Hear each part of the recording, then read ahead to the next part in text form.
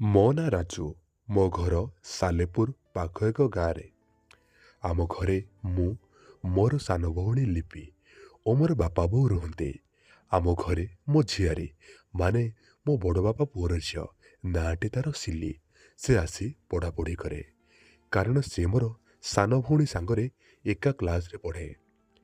ଏହି ଘଟଣା ବେଳେ ସେମାନେ ମାନେ ଲିପି ଓ ସିଲି ଅଷ୍ଟମ କ୍ଲାସରେ ପଢ଼ୁଥିଲେ। ମୁଁ ସେତେବେଳେ +2 ଫାର୍ଷ୍ଟ ଇୟରରେ ପଢ଼ୁଥିଲି। ମୋ ଭଉଣୀ ଓ ଝିଆରୀ ଦେଖିବାକୁ ବହୁତ ସୁନ୍ଦରୀ। ମୋ ଭଉଣୀ ଲିପି ଭାରି ସୁନ୍ଦରୀ। ସିଲି ଓ ଲିପି କ୍ଲାସ୍ 6 ବେଳେ ମାଚୁରିଟି ପାଇଲେ। ଅଷ୍ଟମ କ୍ଲାସରେ ପଢ଼ିଲା ବେଳକୁ ତାଙ୍କ ଦୁଇ ଜଣଙ୍କର ଦୁଧ ବଡ଼ ବଡ଼ ହୋଇଯାଇଥିଲା। ମୁଁ ରାତିରେ 2 ଥର କିମ୍ବା 3 ଥର ବାଣ୍ଡ ହଲାଏ ଓ ଦିନବେଳେ ସୁଯୋଗ ମିଳିଲେ ଥରେ ହଲାଏ। ମୁଁ ରାତିରେ ହଲେଇଲା ବେଳେ ଲିପି ଓ ସିଲି କଥା ଭାବିକି ହଲାଏ ଓ ତାଙ୍କର ଚଡ଼ିକୁ ଆଲଣାରୁ ଆଣି ସେଥିରେ ବିର୍ଜ ପକାଏ ଓ ପୁଣି ଆଲଣାରେ ରଖିଦିଏ। ସେମାନେ ସକାଳେ ଗାଧୋଇ ସାରି ଚଡ଼ି ପିନ୍ଧିବାକୁ ଆଲଣାରୁ ଆଣି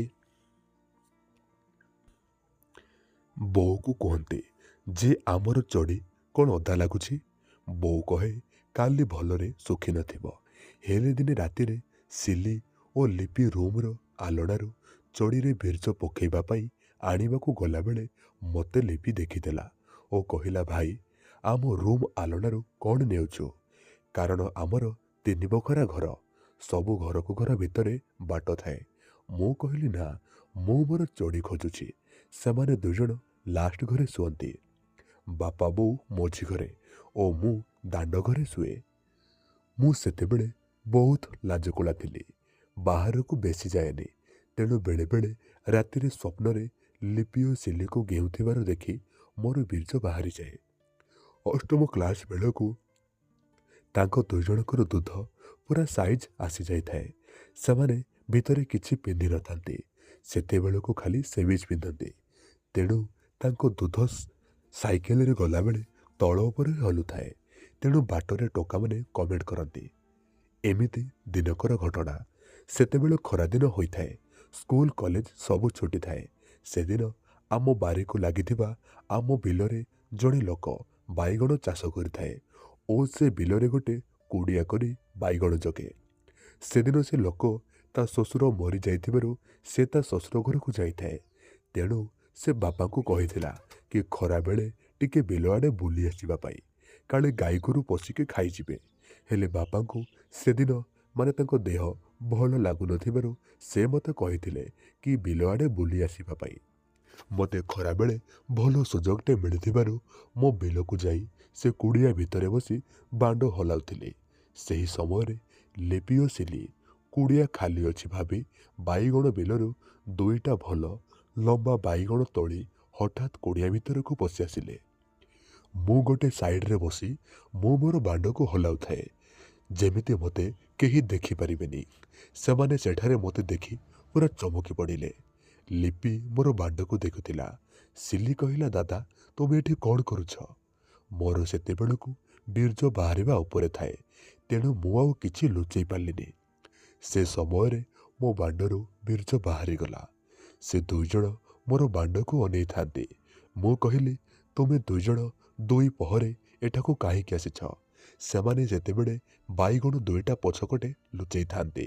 ଲିପି କହିଲା, ବୋଉ କହିଲା ବାଇଗଣ 2ଟା ଆଣିବା ପାଇଁ। ସିଲି ପଚାରିଲା, ଦାଦା ତମର ସେଇଟା କ'ଣ? ଆଉ ସେଥିରୁ ଧଳା ଧଳା କ'ଣ ବାହାରିଲା? ଲିପି କହିଲା, ଆମ ଚଡ଼ି ଓଦା ଥିଲାବେଳେ ସକାଳେ ଯେଉଁ ଗନ୍ଧ, ଏଇ ଧଳା ଧଳା ସେଇ ଗନ୍ଧ। ଆଜି ମୁଁ ଭାବିଲି ମୋର ସବୁ ଇଚ୍ଛା ପୂରଣ ହେବ।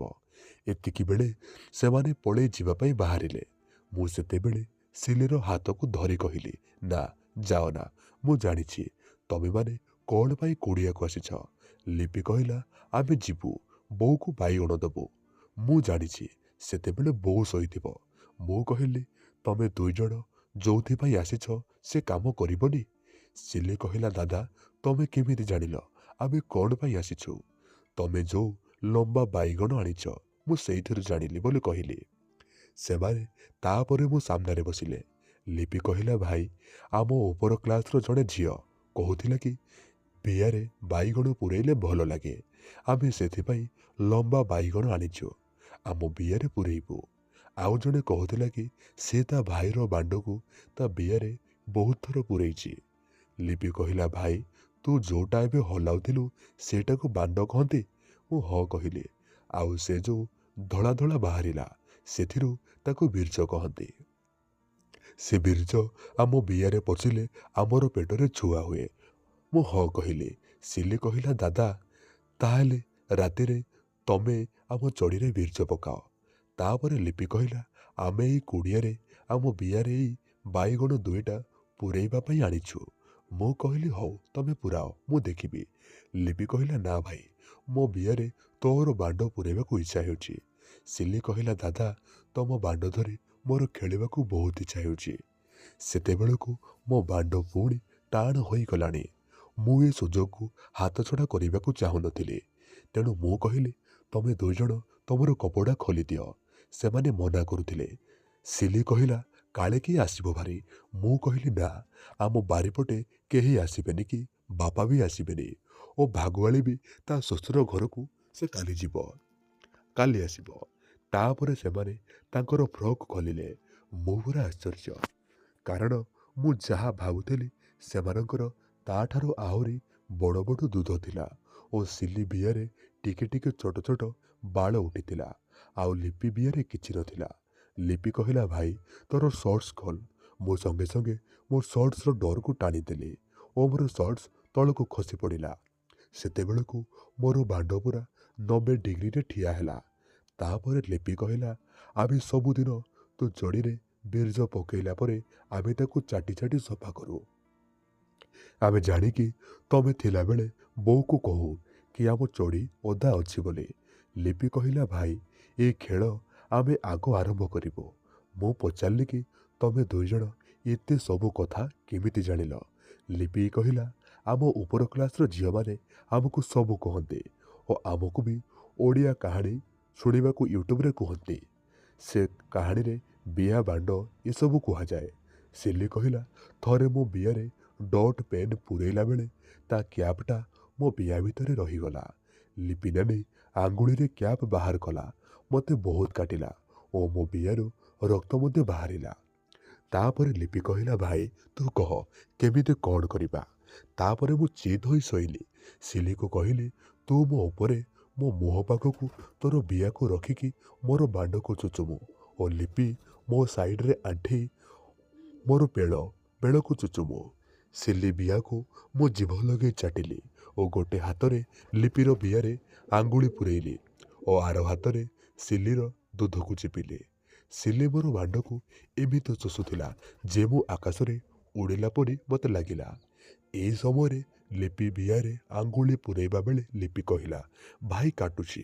ମୁଁ କହିଲି, ଏତେ ବଡ଼ ବଡ଼ ବାଇଗଣ ପୂରେଇଥାନ୍ତ, ମୋ ଆଙ୍ଗୁଳି ପୂରେଇଲେ କାଟୁଛି। ଏତିକିବେଳେ ସିଲି ତା ବିଆକୁ ମୋ ମୁହଁରେ ଲଗେଇକି ରଖିଥାଏ ଆଉ କହୁଥାଏ, ଦାଦା ତମ ଜିଭକୁ ବିଆ ଭିତରକୁ ଦିଅ, ମୁଁ ସମ୍ଭାଳି ପାରୁନି। ଲିପି କହିଲା, ଭାଇ ତୁ ସିଲିର ବହୁତ ସମୟ ହେଲା ବିଆ ଖାଇଲୁଣି, ମୋର ଟିକେ ଖା। ସେ ସିଲିକୁ କହିଲା, ତୁ ଉଠ, ମୋ ଭାଇ ଉପରେ ଶୋଇବି। ତାପରେ ସେ ମୋର ବିଆକୁ ଚାଟିବ। ସିଲି ମନା କଲା। ସେ କହିଲା, ମୋର ଶାନ୍ତି କଲା ପରେ ତୋର ବିଆ ସେ ଖାଇବେ। ତାଙ୍କ ଦୁଇଜଣଙ୍କର ଝଗଡ଼ା ଦେଖି ମୁଁ କହିଲି, ସିଲି ତୁ ଉଠ, ଲିପି ଶୋଉ। ତାପରେ ସିଲି ଉଠିଲା। ଲିପି ଶୋଇ ମୋର ବାଣ୍ଡକୁ ଚୁଚୁମିଲା। ମୁଁ ତା ବିଆକୁ ଚୁଚୁମିଲି ଓ ଗୋଟେ ହାତରେ ସିଲିର ବିଆରେ ଆଙ୍ଗୁଳି ପୂରେଇଲି ଓ ଆର ହାତରେ ଲିପିର ଦୁଧକୁ ଚିପିଲି। ଏମିତି 15 ମିନିଟ୍ ଖଣ୍ଡେ ଚାଲିଲା। ତାପରେ ମୁଁ ସମ୍ଭାଳି ପାରିଲିନି। ମୋର ବାଣ୍ଡକୁ ବିଆରେ ପୂରେଇବା ପାଇଁ ବହୁତ ଜୋରରେ ଇଚ୍ଛା ହେଲା। ଲିପିକୁ ମୁଁ ମୋ ଉପରୁ ଉଠିବା ପାଇଁ କହିଲି। ସେମାନେ ଭାବିଲେ ମୁଁ ବୋଧହୁଏ ଘରକୁ ଯିବି। ଲିପି କହିଲା, ଭାଇ ତୁ ମୋର ସୁନା ଭାଇଟା ପରା, ମୋ ବିଆରେ ତୋର ବାଣ୍ଡ ଟିକେ ପୂରେଇକି ଯା, ମୁଁ ତୋର ଗୋଡ଼ ଧରୁଛି। ଏହି ସମୟରେ ସିଲି କହିଲା, ଦାଦା ଲିପି ନାନୀକୁ ତମେ ଯେତେବେଳେ ଚାହିଁବ ତା ବିଆରେ ତମେ ବାଣ୍ଡ ପୂରେଇ ପାରିବ, କାରଣ ସେ ତମର ଭଉଣୀ। ତେଣୁ ମୋ ବିଆରେ ଆଗ ପୂରାଅ। ଲିପି କହିଲା, ତା ବିଆରେ ଭାଇ ତୋର ବାଣ୍ଡ ପଶିବନି, ତାର ଛୋଟ କଣା। ମୋ ବିଆରେ ପୁରା, ମୋର ବଡ଼ କଣା। ଏହି ସମୟରେ ଲିପି ଶୋଇକି ତାର ଜଙ୍ଘକୁ ମେଲେଇ ତା ବିଆକୁ ମେଲା କରି ତାର କଣାକୁ ଦେଖେଇଲା। ଏ କଥା ଦେଖି ସିଲି ତା ବିଆ ବି ମେଲା କଲା। ମୁଁ କହିଲି, ତମ ଦି ଜଣଙ୍କର ବିଆ ମେଲାଇକି ଶୁଅ। ମୁଁ ଟସ୍ ପକେଇବି। ଯାହାର ହେଡ୍ ପଡ଼ିବ ମୁଁ ତା ବିଆରେ ଆଗ ପୂରେଇବି। ଟସ୍ ପାଇ ମୁଁ ଏକ ଟଙ୍କିକିଆ କଏନ୍ ଉପରକୁ ପକେଇଲି। ଲିପି ହେଡ୍ ଡାକିଲା ଓ ଟସ୍ରେ ହେଡ୍ ବି ଆସିଲା। ତେଣୁ ମୁଁ ଆଗ ମୋର ଭଉଣୀ ଲିପିର ବିଆରେ ବାଣ୍ଡକୁ ଗଳେଇଲି। ଲିପି ବହୁତ ଖୁସି ହେଲା। ମୁଁ ତା ବିଆରେ ବାଣ୍ଡ ପୂରେଇବାକୁ ଚେଷ୍ଟା କଲି, ହେଲେ ମୋ ବାଣ୍ଡର ଆଗ ନାଲି ଅଂଶ ପଶିଲା, ଆଉ ପଶିଲା ନାହିଁ। ଲିପି କହିଲା, ଭାଇ ମୋତେ କାଟୁଛି, କାରଣ ମୁଁ ଆଗରୁ ମୋ ବିଆରେ କେବେ ବାଣ୍ଡ ପୂରେଇନି। ତମେ ମୋ ବିଆରେ ପ୍ରଥମେ ବାଣ୍ଡ ପୂରଉଛ। ମୁଁ ବି ଆଗରୁ କାହା ବିଆରେ କେବେ ବାଣ୍ଡ ପୂରେଇ ନଥିଲି। ମୁଁ ଆଉ ଥରେ ଲିପି ବିଆରେ ମୋର ବାଣ୍ଡ ପୂରେଇବାକୁ ଚେଷ୍ଟା କଲି, ହେଲେ ପଶିଲାନି। ଏତିକିବେଳେ ସିଲି କହିଲା, ଦାଦା, ମୋ ପାଖରେ ନଡ଼ିଆ ତେଲ ଅଛି। ସେ ସଙ୍ଗେ ସଙ୍ଗେ ଡବା ଖୋଲି ମୋର ବାଣ୍ଡକୁ ଲିପି ବିଆରୁ ବାହାର କରି ମୋ ବାଣ୍ଡରେ ତେଲ ଢାଳି ବାଣ୍ଡ ସାରା ଘଷିଲା ଓ ଲିପି ବିଆରେ ବି ତେଲ ଢାଳିଲା। ତାପରେ ସିଲି କହିଲା, ନାନୀ, ତୋ ଜଙ୍ଘକୁ ପୁରା ମେଲା କର। ମୁଁ ତୋ ବିଆକୁ ମେଲା କରୁଛି। ଦାଦା ତାଙ୍କର ବାଣ୍ଡ ପୂରେଇବେ। ତୁ ଟିକେ ଆଖି ବୁଜି କାଠେଇ ଯା। ସିଲି ଯେମିତି କହିଲା ଲିପି ସେମିତି କଲା। ତାପରେ ମୁଁ ମୋର ବାଣ୍ଡକୁ ଲିପିର ବିଆରେ ପୂରେଇବାକୁ ଚେଷ୍ଟା କଲି। ସିଲି କହିଲା, ଦାଦା, ତୁମେ ଜୋରରେ ତୁମର ବାଣ୍ଡକୁ ଲିପି ନାନୀର ବିଆରେ ପୁରାଅ, ଯେମିତି ଗୋଟେ ଥରକେ ଗଳିଯିବ। ମୁଁ ଜୋରରେ ଗୋଟେ ଧକ୍କା ମାରିଲି, ଯେ ମୋର ବାଣ୍ଡ ପୁରା ମୂଳ ପର୍ଯ୍ୟନ୍ତ ଲିପିର ବିଆ ଭିତରକୁ ଗଳିଗଲା। ଲିପି ଆଖିରୁ ଦୁଇ ଧାର ଲୁହ ବୋହିଗଲା। ମୋତେ ବି ବହୁତ କଷ୍ଟ ହେଲା, ଆଉ ଦୁଃଖ ବି ଲାଗିଲା ମୋ ଭଉଣୀର ଲୁହ ଦେଖି। ତାପରେ ଆସ୍ତେ ଆସ୍ତେ ମୁଁ ଧକ୍କା ମାରିବା ଆରମ୍ଭ କଲି। ତାପରେ ଲିପି ହସିଲା, କହିଲା, ଭାଇ, ଏବେ ମୋତେ ସ୍ୱର୍ଗ ସୁଖ ଦେଲ। ତାପରେ ଆସ୍ତେ ଆସ୍ତେ ମୁଁ ମୋ ବାଣ୍ଡର ଗତିବିଧିକୁ ବଢ଼େଇଲି। ଏତିକିବେଳେ ଲିପି କହିଲା, ଭାଇ, ତୁ ମୋ ବିଆ ଭିତରେ ବୀର୍ଯ୍ୟ ଛାଡ଼ିବୁ। ମୁଁ କହିଲି, ଏମିତି କଲେ ତୋ ପେଟରେ ପିଲା ରହିଯିବ। ସେ କହିଲା, ନା ନା, ତୁ ଏମର୍ଜେନ୍ସି ପିଲା ଆଣିକି ମୋତେ ଦେବୁ। ତାକୁ 72 ଘଣ୍ଟା ଭିତରେ ଖାଇଲେ ଆଉ ପିଲା ରହିବନି। ତାପରେ କିଛି ସମୟ କଲା ପରେ ମୋ ବାଣ୍ଡରୁ ସବୁ ବୀର୍ଯ୍ୟ ପିଚ୍ ପିଚ୍ କରି ଲିପିର ବିଆ ଭିତରକୁ ଚାଲିଗଲା। ତାପରେ ଲିପି ମୋତେ କୁଣ୍ଢେଇ ଚୁମା ଦେବାକୁ ଲାଗିଲା। ସେତେବେଳକୁ ସିଲି ମନ ଦୁଃଖ କରି ବସିଥାଏ। ଲିପି କହିଲା, ସିଲି, ତୁ ମନ ଦୁଃଖ କରନା, କାରଣ ମୋ ବିଆରୁ ବାଣ୍ଡ ବାହାରି ଗଲା ପରେ ମୁଁ ତୋ ପାଇଁ ଆଉ ଥରେ ରେଡ଼ି କରିଦେବି। ତାପରେ ମୋ ବାଣ୍ଡ ନରମ ହୋଇ ଲିପିର ବିଆରୁ ବାହାରି ଆସିଲା। ସେତେବେଳେ ମୋର ବାଣ୍ଡ ସାରା ରକ୍ତ ଲାଗିଥିଲା ଓ ଲିପି ବିଆରୁ ବି ରକ୍ତ ବହୁଥିଲା। ତାପରେ ଲିପି ମୋର ବାଣ୍ଡକୁ ଚାଟି ଚାଟି ସଫା କଲା। ସଫା କଲାବେଳେ ମୋତେ ବହୁତ କଷ୍ଟ ହେଲା। ଲିପି କହିଲା, ଭାଇ, ତୁ ଆଗରୁ କାହାକୁ କେହି ନଥିଲୁ, ସେଥିପାଇଁ ତୋର ବାଣ୍ଡର ତଳପଟ ଶିରାଟା ଟିକେ ଚିଣ୍ଡି ଯାଇଛି। ଲିପି କହିଲା, ଭାଇ, ମୋର ବି ଆଜି ତୁ ସିଲ୍ ଖୋଲିଲୁ। ଲିପି ମୋତେ ଜାବୁଡ଼ି ଧରି ମୋ ଓଠରେ ଗୋଟେ ଚୁମା ଦେଇ କହିଲା, ଭାଇ, ମୁଁ ବାହାରିଲ କି, କାରଣ ମୋ ବିଆରେ ଏମିତି ବାଣ୍ଡ ଗଳିଲା ଯୋଉ ବାଣ୍ଡ ଆଗରୁ କାହା ବିଆରେ ପଶିନଥିଲା। ତାପରେ ଲିପି ମୋର ବାଣ୍ଡକୁ ଚାଟି ଆଉ ଥରେ ଠିଆ କରିଲା। ତାପରେ ମୁଁ ସିଲିକୁ ମୋ ପାଖକୁ ଡାକିଲି ଓ ତା ଓଠରେ ଗୋଟେ ଓଠ ଦେଇ ମୁଁ ମୋର ଚୁମା ଦେଲି। କହିଲି, ଆଜି ତୋତେ ମୁଁ ଦୁଇଥର ଗେହିବି। ଏଥର ସିଲି ହସିଲା ଆଉ କହିଲା, ଦାଦା, ଥରେ ମୋ ବିଆ ଭିତରେ ଗେହିବ, ଆଉ ଥରେ ମୋର ପାଟିରେ ଗେହିବ। ମୁଁ ତୁମର ବୀର୍ଯ୍ୟକୁ ଖାଇବି। ସିଲି କହିଲା, ନାନୀ, ତୁ ଏଥର ବାଣ୍ଡକୁ ଛାଡ଼, ଏଥର ମୋ ପାଳି। ତାପରେ ଲିପି ରାଗି କରି କହିଲା, ନେ, ତୁ କର ଏଥର। ସିଲି କିଛି ସମୟ ଚୁଚୁମିଲା ପରେ ନଡ଼ିଆ ତେଲ ଆଣି ମୋର ବାଣ୍ଡରେ ଓ ତା ବିଆରେ ଢାଳିଲା। ମୋତେ କହିଲା, ଦାଦା, ମୋ ବିଆରେ ଗୋଟେ ଧକ୍କାରେ ପୂରେଇବ, ମୁଁ ସହିଯିବି। ସିଲି ତଳେ ତା ଜଙ୍ଘକୁ ମେଲେଇ ଶୋଇଲା ଓ ତା ବିଆକୁ ମେଲେଇ ଧରିଲା। ମୁଁ ତା ଆଗ ତା ବିଆ ଉପରେ ବାଣ୍ଡ ଘଷିଲି। ତାପରେ ଗୋଟେ ଲମ୍ବା ଜୋରଦାର ଧକ୍କା ମାରିଲି ଯେ ଏକାଥରକେ ମୋର ବାଣ୍ଡ ପୁରା ମୂଳ ପର୍ଯ୍ୟନ୍ତ ସିଲିର ବିଆରେ ଗଳିଗଲା। ଏତିକିବେଳେ ସିଲି ପାଟି କଲା, ଦାଦା, ମୋ ବିଆ ଫାଟିଗଲା। ସେ କହିଲା, ଦାଦା, ତମେ ଆସ୍ତେ ଆସ୍ତେ ମୋତେ ଗିହ। ତାପରେ ମୁଁ ଆସ୍ତେ ଆସ୍ତେ ମୋର ବାଣ୍ଡକୁ ଭିତର ବାହାର କଲି। ସିଲି କହିଲା, ଦାଦା, ମୁଁ ଜାଣିନଥିଲି ବିଆ ଭିତରେ ବାଣ୍ଡ ଗଳିଲେ ଏତେ ସୁଖ ମିଳେ ବୋଲି। ସେଥିପାଇଁ ସମସ୍ତେ ବିଆରେ ବାଣ୍ଡ ପୂରେଇବାକୁ ଚାହାନ୍ତି। ତାପରେ ମୋର ଧକ୍କା ମାରିବାର ଗତିବିଧି ମୁଁ ବଢ଼େଇଲି। ଏମିତି 20 ମିନିଟ୍ କରିବା ପରେ ମୋର ବୀର୍ଯ୍ୟ ସିଲିର ବିଆ ଭିତରକୁ ଚାଲିଗଲା। ତାପରେ ସିଲି ମୋର ବାଣ୍ଡକୁ ତା ବିଆରୁ ବାହାରିବା ପରେ ଆଉ ଥରେ ଚୁଚୁମିଲା। ମୁଁ ତାର ଦୁଧକୁ ହାତରେ ଚିପିଲି ଓ ଦୁଧ ଭଣ୍ଡିକୁ ରଗଡ଼ିଲି। ଏମିତି 10 ମିନିଟ୍ କଲା ପରେ ମୋର ବାଣ୍ଡ ପୁଣି ଗେହିବା ପାଇଁ ରେଡ଼ି ହୋଇଗଲା। ମୁଁ ସିଲିକୁ କହିଲି, ମୁଁ ଶୋଉଛି, ତୁ ମୋର ବାଣ୍ଡ ଉପରେ ବସ।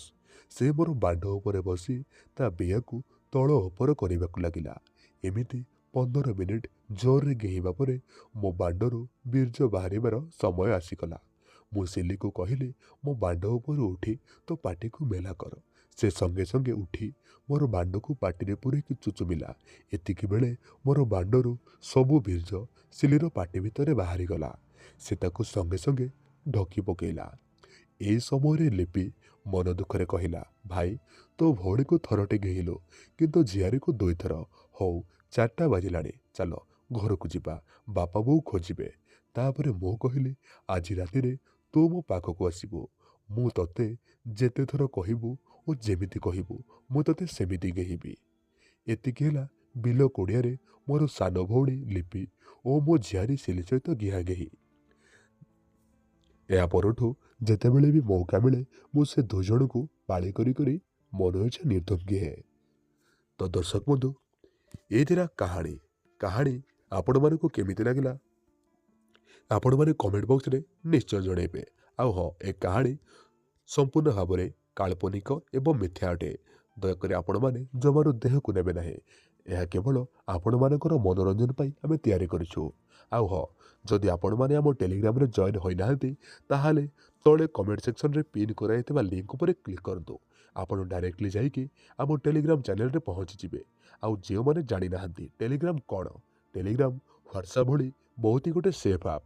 ଯେମିତି ହ୍ୱାଟ୍ସଆପ୍ରେ ଆପଣ ମେସେଜ କରିପାରୁଛନ୍ତି, ଗ୍ରୁପରେ ରହିପାରୁଛନ୍ତି, ଟେଲିଗ୍ରାମରେ ବି ସେସବୁ କିଛି କରିହେବ।